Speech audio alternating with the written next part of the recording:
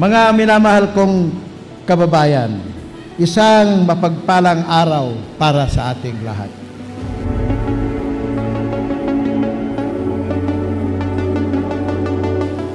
Dahil sa inyong pagmamahal at tiwala sa akin, ang inyong doktor ng bayan ay inyo ng ama ng bayan.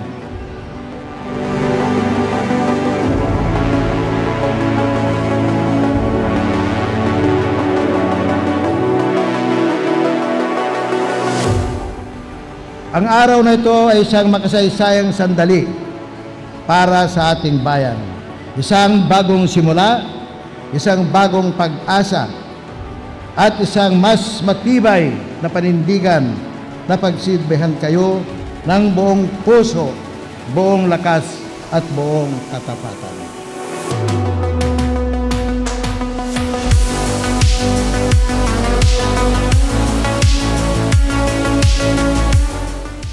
Ako po ay nakatayo rito hindi bilang inyong halal na mayor, kundi bilang isang lingkod bayan na handa kayong pakinggan, samahan, paglingkuran sa lahat ng oras at sa lahat ng pagkakataon.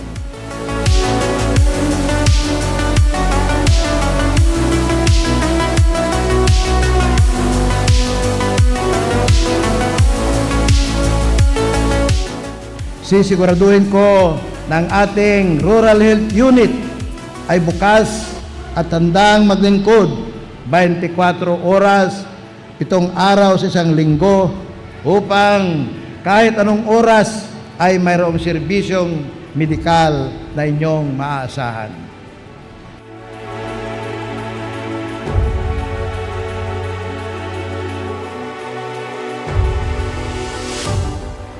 Alam niyo po, meron tayong pending dialogue with the administration and the petitioners. Pero hindi tayo nakatanggap ng healthy feedback. Kaya isusulong natin ulit yung dialogue na yan kahit padahan-dahan until such time na mababa natin ang rate ng ating tubig dito sa Bayang Infanta.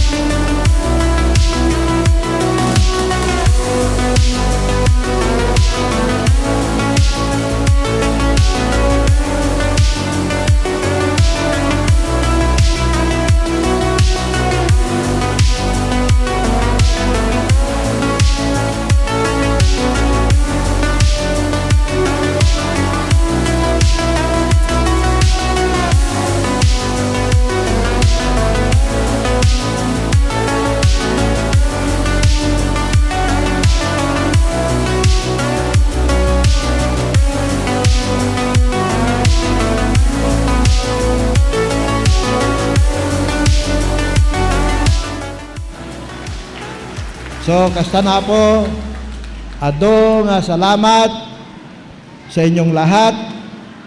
Diyos ti agngina, sama-sama natin hubugin ang isang bayan na bago. Bayan na malinis, isang bayan na malakas, at isang bayan na ipagmamalaki ng ating mamamayan. Muli, maraming salamat. Mabuhay ang bagong Infanta. Diyos ti agngina. God bless us all.